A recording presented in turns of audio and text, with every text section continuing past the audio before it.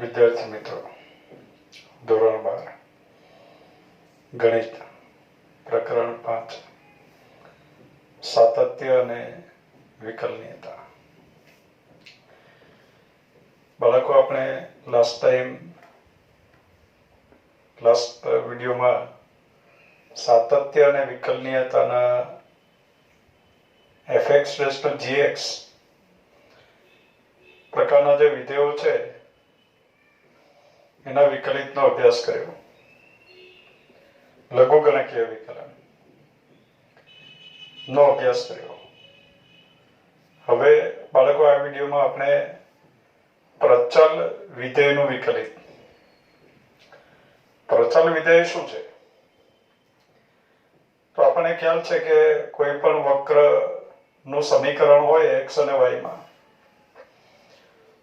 તો એ વક્ર માટે x બિંદુ જે છે x, y એ ચલ છે, અને એ x અને y કોઈ અન્ય ચલ ઉપર આધાર રાખે તો એને આપણે પ્રચલ બોલીએ છીએ. ચલનો પણ ચલ, જેને આપણે બોલીએ પ્રચલ. x, y પોતે ચલ છે, પણ એ અન્ય કોઈ ચલ ઉપર આધાર રાખે તો એને આપણે બોલીએ, અન્ય જે ચલ છે એને પ્રચલ એવું કહીએ. દાખલા તરીકે આપણે શીખીને આવ્યા કે વર્તુળ x² + y² r², તો એના પ્રચલ સમીકરણો આવે x r cos θ, y r sin θ. એના પ્રચલ સમીકરણ છે. દાખલા તરીકે એકમ વર્તુળ x² + y² 1, તેના પ્રચલ સમીકરણ x cos θ અને y sin θ. એકમ વર્તુળ પરના દરેક બિંદુનો x યામ એટલે cos θ અને y યામ એટલે sin θ. એના પ્રચલ સમીકરણ છે. દાખલા તરીકે પરવલય y² = 4ax, તો એના પ્રચલ સમીકરણ છે x = at² અને y = 2at, જ્યાં t પ્રચલ છે. x અને y બંને t ઉપર આધાર રાખે. પ્રચલ સમીકરણો પણ મિત્રો ધ્યાનમાં રાખવાના છે, આવડવા જોઈએ. તો પરવલયના પ્રચલ સમીકરણ x = at², y = 2at. ઉપવલયના પ્રચલ સમીકરણ x = a cos θ, y = b sin θ એ પ્રમાણે હોય છે.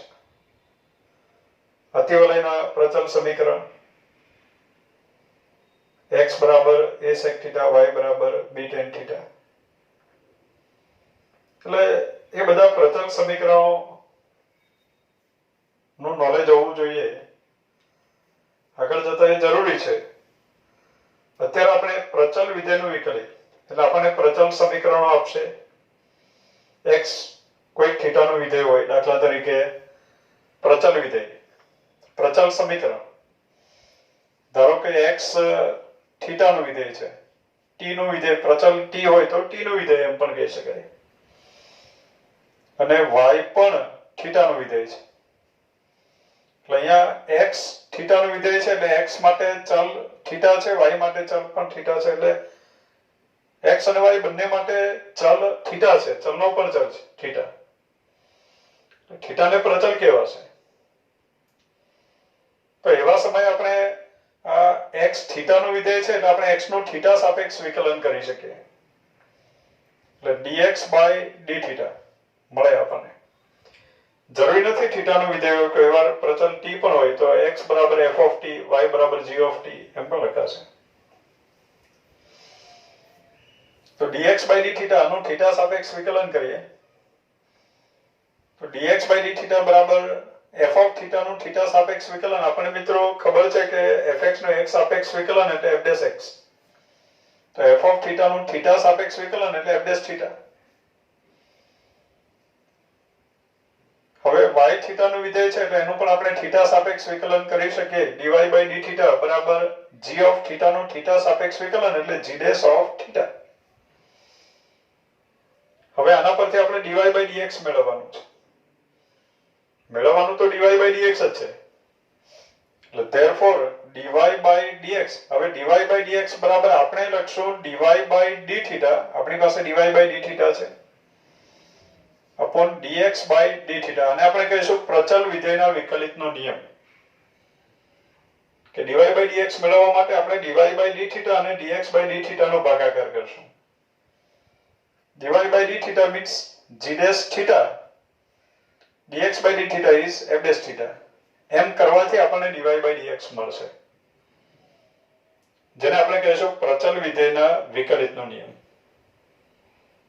તો હવે બાળકો આ નિયમનો ઉપયોગ કરીને આપણે પ્રચલ સમીકરણ કે પ્રચલ વિધેય એના વિકલન કરીને dy by dx મેળવીએ. દાખલા નંબર 34, ઉદાહરણ નંબર 34. તો x is equal to a cos theta અને y બરાબર a sin theta.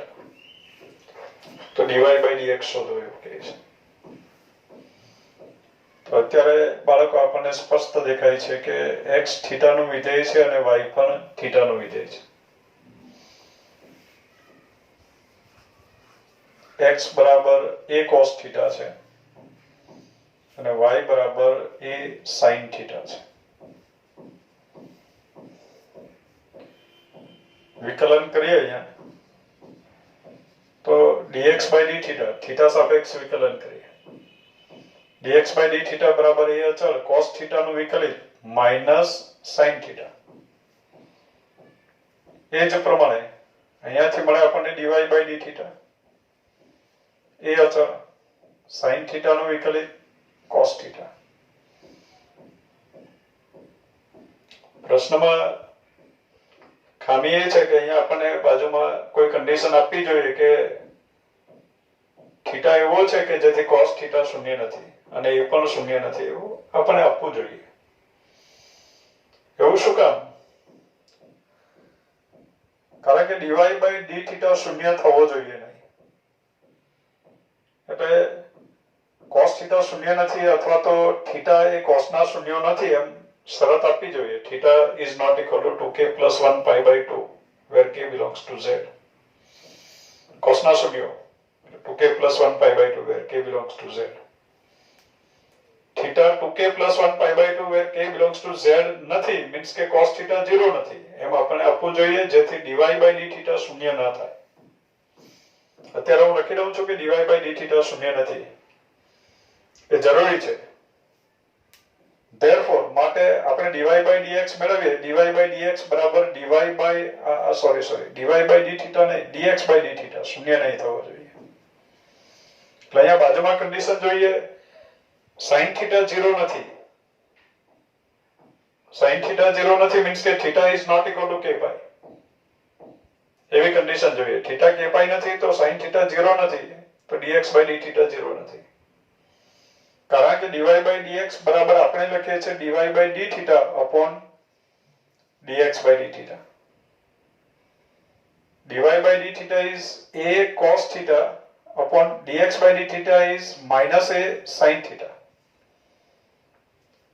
કારણ કે sin theta 0 હશે તો dy by dx નહીં મળે. આપણને કહેવું પડે કે થીટા એ sin ના શૂન્ય નથી, theta is not equal to k pi, sin theta 0 નથી એ પણ શૂન્ય નથી એમ શરત આપવી જોઈએ. અત્યારે a ઇઝ કેન્સલ એટલે આપણને મળ્યું minus cot theta. dy by dx બરાબર માઈનસ cot થીટા આપણને મળ્યું. નેક્સ્ટ દાખલા નંબર 35, ઉદાહરણ નંબર 35. तो x is equal to 80 square, y is equal to twice 80. तो dy by dx શોધો. તો અત્યારે બાળકો આપણને x બરાબર 80 સ્ક્વેર આપ્યો, x t નું વિધેય છે અને y બરાબર twice 80 આપ્યો, y પણ t નું વિધેય છે. તો dy by dx મેળવવા માટે આપણે પહેલા dx by dt અને dy by dt મેળવવું જોઈએ. dx by dt મેળવવું છે એ અચળ 80 સ્ક્વેર નું વિકલિત twice t. dx by dt is not equal to 0 હું લખી દઉં છું.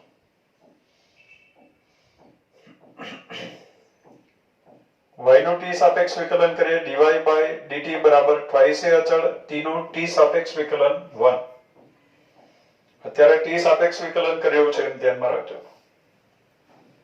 therefore માટે dy by dx બરાબર dy by dt upon dx by dt. dy by dt is twice a, dx by dt is twice at, twice a is cancel એટલે આપણને મળ્યું 1 upon t. જો x is equal to a કૌંસમાં theta plus sin theta, y is equal to a કૌંસમાં 1 minus cos theta, તો dy by dx શોધો.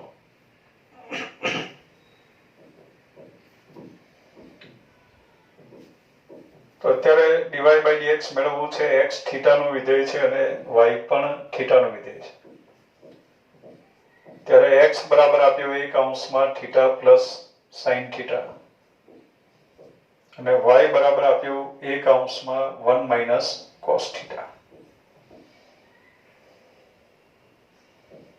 x અને y બંને થીટાના વિધેય છે એટલે બંનેના આપણે થીટા સાપેક્ષ વિકલન કરી શકીએ. એટલે અહીંયા આવશે dx by d theta is equal to a અચળ થીટાનું થીટા સાપેક્ષ વિકલન 1 plus sin થીટાનું વિકલિત cos થીટા. y નું થીટા સાપેક્ષ વિકલન dy by d theta બરાબર a અચળ 1 નું 0 into minus cos theta નું minus sin theta એટલે અહીંયા થઈ જશે plus sin theta. 1 નું 0 minus cos theta નું minus sin theta એટલે minus minus sin theta is plus sin theta. Therefore dy by dx is equal to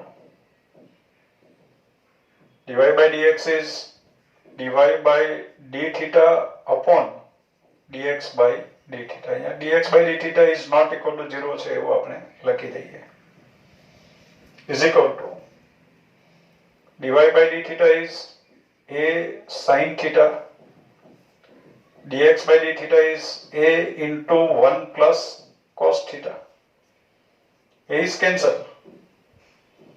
હવે બાળકો 1 plus cos theta એટલે આઈડિયા આવે 1 plus cos theta is 2 cos square theta by 2. 1 plus cos theta is 2 cos square theta by 2. સૂત્ર છે આપણી પાસે ગુણિત ઉપગુણિતનું. હવે આ theta by 2 માં લખ્યું છે તો sin theta નું સૂત્ર પણ આપણે theta by 2 ના સ્વરૂપમાં લખીએ એટલે sin theta is 2 sin theta by 2 into cos theta by 2. Cos theta by 2 one time cancel, 2 is also cancel. Sin theta by 2 upon cos theta by 2 is tan theta by 2. એટલે dy by dx આપણને મળ્યો tan theta by 2. Next દાખલા number 37. x raised to 2 by 3 plus y raised to 2 by 3 is equal to a raised to 2 by 3. તો dy by dx શોધો. તો બાળકો આ સમીકરણ આપ્યું છે એટલે ગુણ વિધેયની રીતે આપણે સીધું વિકલન કરતા જઈએ અને dy by dx ને કરતા બનાવીએ તો ચાલશે. dy by dx આપણને મળી જાય. એટલે ખરેખર સાદી રીતે એનું વિકલન કરી શકાય. આપણે એ પ્રમાણે ગણીએ તો અત્યારે વિકલન કરતા જઈએ. x raised to 2 by 3 નું વિકલિત 2 by 3 x raised to 2 by 3 minus 1 is minus 1 by 3 plus y raised to 2 by 3 નું વિકલિત 2 by 3 y raised to 2 by 3 minus 1 is minus 1 by 3 a raised to 2 by 3 નું વિકલિત 0. 2 by 3 common and cancel. Common નીકળે છે એટલે બીજી બાજુ શૂન્ય છે એટલે ના લખો તો ચાલે. એટલે x raised to minus 1 by 3 is equal to minus y raised to minus 1 by 3. આ પ્રમાણે છે. બાળકો અહીંયા આપણે ભૂલ થઈ ગઈ છે જરા કે આજે y raised to 2 by 3 નું વિકલન કર્યું 2 by 3 y raised to minus 1 by 3 y નો પાછો વિકલન કરવું પડે dy by dx a raised to 2 by 3 નું 0. 2 by 3 કોમન એન્ડ કેન્સલ કર્યું. dy by dx ને કરતા બનાવવાનું છે. તો y raised to minus 1 by 3 dy by dx is equal to minus x raised to minus 1 by 3. So dy by dx is equal to minus x raised to minus 1 by 3 upon y raised to minus 1 by 3.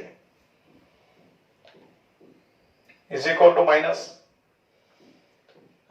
x ને છેદમાં લઈ જાય, y ને અંશમાં લઈ આવીએ તો ઘાત પ્લસ થઈ જશે, અત્યારે ઘાત માઇનસ છે, એટલે આપણે આમ પણ લખી શકીએ y upon x whole raise to 1/3, આ પ્રમાણે લખી શકાય. હવે બાળકો આ તો આપણે સાદી રીતે વિકલન કર્યું.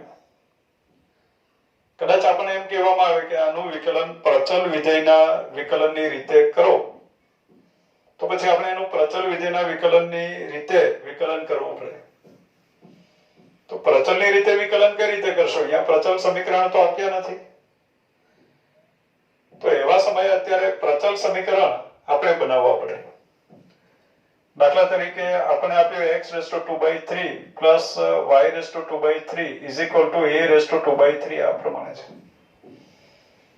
સમીકરણને આપણે a raised to 2/3 વડે ભાગી નાખીએ તો આપણને મળે x upon a raised to 2/3 plus y upon a raised to 2/3 is equal to 1. અને બાળકો આમ પણ વિચારી શકાય કે x upon a raised to 1/3 whole square plus y upon a raised to 1/3 whole square is equal to 1. તો બાળકો એકની વર્ગ વત્તા બીજાની વર્ગ બરાબર 1 એવું દેખાય છે. હવે x² + y² is equal to 1 હોય તો x બરાબર cos θ અને y બરાબર sin θ એવું લઈ શકાય. એટલે અત્યારે આપણે લઈ શકીએ x upon a raised to 1/3 is equal to cos θ અને y upon a raised to 1/3 is equal to sin θ, કારણ કે વર્ગોનો સરવાળો એક છે તો કોઈ એક સંખ્યા cos θ હોય, બીજી સંખ્યા sin θ હોય. ઇમ્પ્લાઇઝ બંને બાજુ 3 ઘાત લઈ લઈએ એટલે અહીંયા x upon a આવ્યો બરાબર cos cube θ, એટલે આપણને મળ્યો x બરાબર a cos cube θ. એ જ પ્રમાણે અહીંયા 3 ઘાત લઈએ બંને બાજુ તો y upon a બરાબર sin cube θ, તો y બરાબર a sin cube θ, આ પ્રમાણે થયું. હવે પ્રચલ સમીકરણ દેખાય છે. x θ નું વિધેય છે, y θ નું વિધેય છે. હવે dy/dx મેળવીએ તો એના માટે dx/dθ મેળવીએ. dx/dθ બરાબર a અચળ cos cube θ નું વિકલન 3 cos² θ x³ પ્રમાણે x² નું 3x², x³ નું 3x², જેને x સમજી લીધો એનો પાછો વિકલન cos θ નો પાછો વિકલન માઈનસ sin θ. dx/dθ આગળ આપણે લખી દઈએ is not equal to 0. dy/dθ મેળવીએ. dy/dθ બરાબર a અચળ sin cube θ નું વિકલિત 3 sin² θ, sin θ નો પાછો વિકલન cos θ. therefore માટે dy/dx is equal to dy/dθ upon dx/dθ is equal to dy/dθ is 3a sin² θ into cos θ upon dx/dθ is minus 3a cos² θ sin θ. 3a cancel, cos θ one time cancel, sin θ is cancel. આપણને મળ્યું minus tan θ પ્રચળ વિધેયની રીતે. એટલે dy/dx બરાબર minus tan θ મળ્યું, એટલે dy/dx બરાબર minus sin θ પણ cos θ જ મળ્યું છે. આપણે આ θ આપણે ધાર્યો છે એટલે આપણે ફરીથી θ નો લોપ કરીએ. તો θ નો લોપ કરવા માટે અહીંયા માઈનસ sin θ ની જગ્યાએ sin θ બરાબર y upon a raised to 1/3 એટલે y raised to 1/3 upon a raised to 1/3 sin θ ની જગ્યાએ છેદમાં cos θ ની જગ્યાએ x upon a raised to 1/3 એટલે x raised to 1/3 upon a raised to 1/3, a raised to 1/3 is cancel. એટલે એના બરાબર આપણે લખી શકીએ minus y upon x raised to 1/3. તો બાળકો અહીંયા પણ dy/dx બરાબર માઈનસ y upon x 1/3 એવું મળે છે. આગળ સાદી રીતે ગણ્યું ત્યારે પણ એ પ્રમાણે મળ્યું. બીજી રીત આપણે એટલા માટે ગણવાની જરૂર પડી, કદાચ આપણને કહેવામાં આવે કે આના પ્રચલ સમીકરણ મેળવો અને તે પરથી dy by dx મેળવો, તો કમ્પલસરી આપણે આ રીતે દાખલો ગણવો પડશે. નેક્સ્ટ હવે બાળકો આપણે સ્વાધ્યાય 5.6 ના જે પ્રશ્નો છે એનો અભ્યાસ કરીએ. દાખલા નંબર 1, x બરાબર twice at square y is equal to a into t raised to 4. x અને y બંને t ના વિધેય છે, મીન્સ કે આપણને પ્રચલ સમીકરણ આપ્યા છે. તો x અને y બંને t ના વિધેય છે એટલે બંનેના t સાપેક્ષ વિકલન કરી શકાય. dx by dt બરાબર twice a અચળ, t સ્ક્વેર નો વિકલિત twice t, એટલે આપણને મળ્યું dx by dt બરાબર 4at. હવે dy by dt મેળવીએ. dy by dt is equal to a અચળ t raised to 4 નો વિકલિત 4t cube dy by dt મળ્યું. dx by dt is not equal to 0 એવું આપણે લખી દઈએ. ટેક્સ્ટબુકમાં કોઈ શરતનું પાલન શરત આપતા નથી, તો પછી આપણે શરત ના લખશો તોય ચાલશે વિદ્યાર્થી મિત્રો, પણ ખરેખર લખવું જોઈએ અને એ લોકોએ પણ આપવું જોઈએ. therefore dy by dx બરાબર dy by dt upon dx by dt. dy by dt is 4at cube upon dx by dt is 4at. 4a is cancelled, t cube upon t is t square. Therefore આપણને મળ્યું dy by dx is equal to t square. એટલે આ પ્રમાણે dy by dx મળે. Next દાખલા number 2, x બરાબર a cos theta y બરાબર b cos theta. x is equal to a cos theta અને y is equal to b cos theta એવું આપ્યું છે. બંને થીટા ના વિધેય છે. તો બાળકો આપણે પહેલા dx by d theta મેળવીએ. dx by d theta બરાબર a અચળ cos theta નું વિકલિત minus sin theta. y બરાબર b cos theta છે તો એના પરથી dy by d theta બરાબર b અચળ cos theta નું વિકલિત minus sin theta. Therefore માટે dy by dx is dy by d theta upon dx by d theta. dy by d theta is minus b sin theta upon dx by d theta is minus a sin theta. Sin theta is cancelled, minus is also cancelled, એટલે આપણને મળ્યો dy by dx is equal to b upon a. એટલે આ પ્રમાણે dy by dx આપણને મળ્યું b upon a. Next દાખલા number 3, x is equal to sin t, y is equal to cos 2t.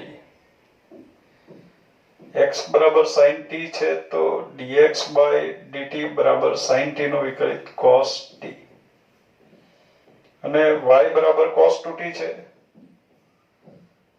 dy by dt t સાપેક્ષ વિકલન કરીએ. dy by dt બરાબર cos 2t નું વિકલન minus sin 2t. કોને t સમજી લીધું? twice t ને. twice t નું પાછો વિકલન 2. t સાપેક્ષ છે એટલે t નું તો 1 જ આવે. therefore dy by dx બરાબર dy by dt upon dx by dt. dy by dt is minus 2 sin 2t upon cos t is equal to minus 2 sin 2t. sin 2t નું સૂત્ર 2 sin t cos t છેદમાં cos t is cancelled. એટલે therefore dy by dx આપણને મળ્યું dy by dx is minus 4 sin t is answer. Next દાખલા number 4, x is equal to 4t, y is equal to 4 upon t. x is equal to 4t implies dx by dt is 4. y is equal to 4 upon t. So dy by dt is 4 અચળ 1 upon t નું વિકલિત minus 1 upon t square એટલે minus 4 upon t square થયું. Therefore dy by dx is equal to dy by dt upon dx by dt is equal to dy by dt is minus 4 upon t square upon dx by dt is 4. 4 is cancel. Answer આવ્યો minus 1 upon t square. Next હવે પાંચમો દાખલો x બરાબર cos theta minus cos 2 theta y is equal to sin theta minus sin 2 theta. એ પ્રમાણે આપ્યું છે x theta નું વિધેય છે અને y પણ theta નું વિધેય છે. તો બાળકો આપણે ડાયરેક્ટ dy by dx લખીએ. dy by dx is equal to dy by d theta upon dx by d theta. હવે સીધું અહીંયા જ વિકલન કરીએ. dy by d theta અંશમાં લખીએ ને dx by d theta છેદમાં લખીએ. તો dy by d theta એટલે sin theta minus sin 2 theta નું વિકલિત, sin theta નું વિકલિત cos theta minus sin 2 theta નું વિકલિત cos 2 theta. કોને એક સમજી લીધું? 2 theta ને theta સમજી લીધું. 2 theta નું પાછું theta સાપેક્ષ વિકલન એટલે 2 આવ્યું છેદમાં dx by d theta x no theta સાપેક્ષ વિકલન cos theta નું વિકલિત minus sin theta minus cos 2 theta નું વિકલિત minus sin 2 theta એટલે અહીંયા થઈ જશે plus sin 2 theta. 2 theta ને આપણે theta સમજી લીધું. 2 theta નું પાછું વિકલન કરવું પડે theta સાપેક્ષ એટલે 2 આવ્યું. એટલે આન્સર મળ્યો આપણને dy by dx is equal to cos theta minus 2 cos 2 theta upon 2 sin 2 theta minus sin theta is answer. Next દાખલા number 6. x is equal to a કૌંસમાં theta minus sin theta, y is equal to a કૌંસમાં 1 plus cos theta. આ પ્રમાણે છે.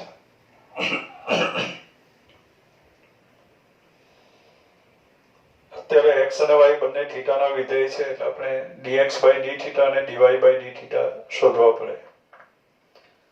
તો બાળકો આપણે direct dy by dx લખીએ. therefore dy by dx is equal to dy by d theta upon dx by d theta.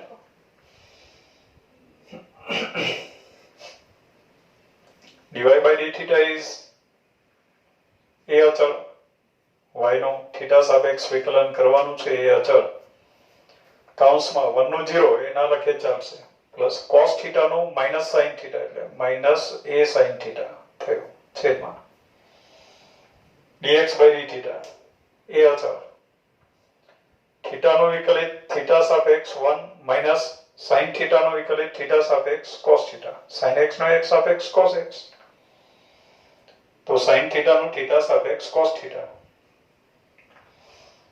A is cancel.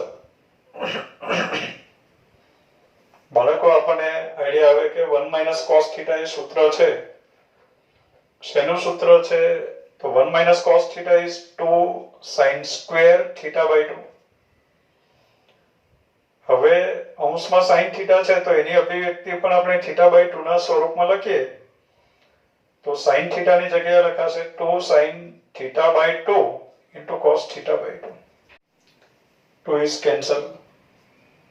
Sin theta by 2 is also cancelled one time. આપણને મળ્યો dy by dx. dy by dx is equal to minus cos theta by 2 upon sin theta by 2 is cot theta by 2. આ પ્રમાણે આપણને dy by dx બરાબર minus cot theta by 2 મળે.